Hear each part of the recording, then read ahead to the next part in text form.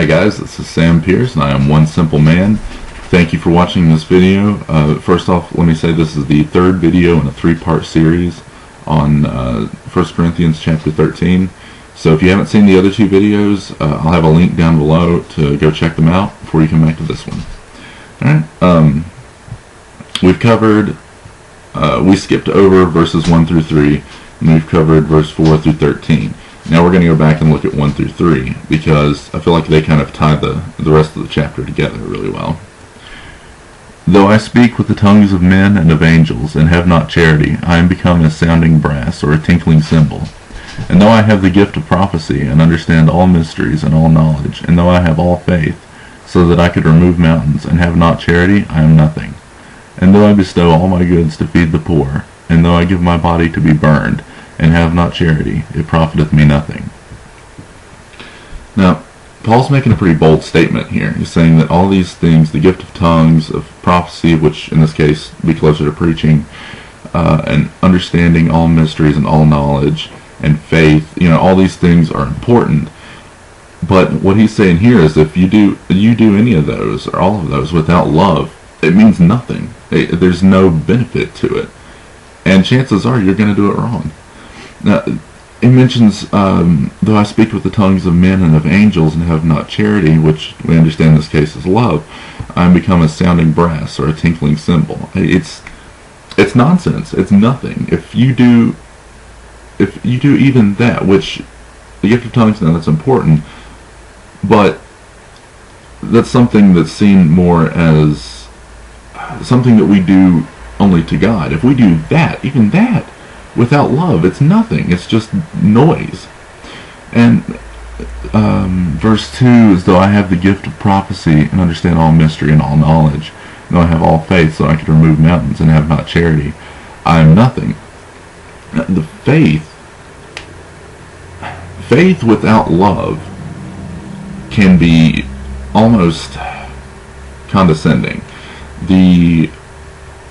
The commentary I've been reading and drawing a lot of this from gives an example of someone who found out that their friend has a terminal medical condition, and he tells, his friend comes to him and he's having trouble with it, and he tells them, well, I have faith that if I am sick, God can heal me. And doing it in a way like that is kind of shoving it in someone's face. That's not showing love. That's bringing them down. You don't want to do that. Sure, tell them that your faith in God has brought you through these things, and emphasize that He can do it for them too. But don't just show off the fact that you haven't. There's no love in that, and it does no good, and it can even harm. Though I bestow all my goods to feed the poor, and though I give my body to be burned, and have not charity, it profiteth me nothing. If you're giving your possessions away to charity, and not that that's not a great thing, but if you do it without love, it also comes off as condescending and arrogant. If you do it with the attitude of, oh, I'm such a great person, I can't believe you can't provide for your family and get this stuff yourself, but here, let me give that to you because I'm so awesome. No, that's just wrong. I mean, there's no benefit from that. There's nothing that can be done with that. Sure, they may have the things that they need that they didn't have before, but they also have a pretty poor impression of how a Christian should act, and it's better to just not do it at all if you're going to do it that way. And all of this stuff, it brings everything we've talked about this week together. The way we should show love, the fact that it mirrors God's love for us. This is why it's so important that we understand this. The love should be the driving force behind any work we do, whether we can see that it's directly related to God's work or not. If we do everything that we do with love, then it can be used for God. If nothing else, you're building that, I don't want to use the word image, but that reputation that Christians are supposed to have for being loving and caring people. Otherwise, what is there for people to look into? Why would anyone want to know what we believe? Now, Paul does use a really interesting example at the end of verse 3. And though I give my body to be burned and have not charity, it profiteth me nothing. Now, those two don't really seem to go together with our modern understanding of it, so I had to do a little bit more digging into that. Back in the early days of the church, when Christians were being persecuted, and some were even martyred for what they believed, there were some people who, it's almost like they had this masochistic idea of Christianity where they sought out persecution. They wanted to be treated badly, to be shunned, or even to be beaten, because they felt like it was something that kind of elevated them in the eyes of the church, that gave them this status as a persecuted believer. And that's just pride and selfishness that drives that. There's no glory for God in that.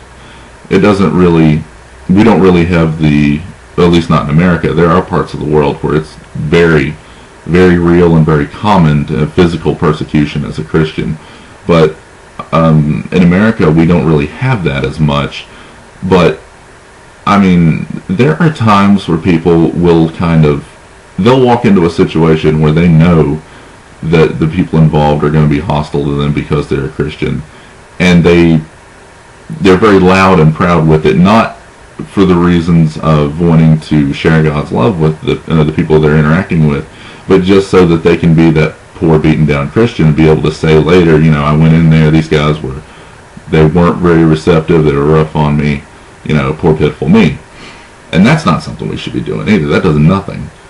But all in all, this first part of the chapter, like I said, gives a great summation of the rest of it. And this is why that all of the rest of what we've talked about this week has been important. This is why we have to make love our primary motivation for everything that we do, because that's the best way to get God's message out to the world. They know enough of people being judgmental and just tearing them down, always telling them what they're doing wrong. Not that they aren't doing things wrong, but the motivation for us telling them that should not be, look how awful you are, look how good I am. It should be, hey, I was where you are, and this is where I came from. I understand you. Come with me. I can show you how to get out of that. So, yeah, that's it. That wraps up, this video is kind of short, but that wraps up our 3-part series on love. I hope you guys have enjoyed this and got something out of it. Please, if you have, share on Facebook, Twitter, Instagram, and wherever, get it out there so that other people can get the same benefit from it.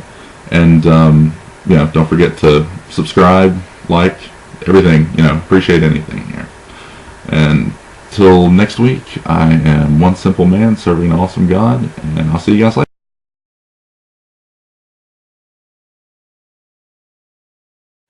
Okay, for the second day in a row, I've forgotten to do the media recommendation at the end of the video.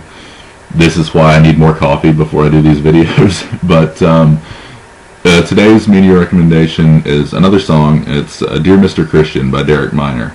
And it's a really awesome song. It reminds us that we should always look at the other person's side of things. Know that they're not living the way they are just because they woke up one day and decided, hey, I'm going to, be an alcoholic the rest of my life, or I'm going to be a prostitute.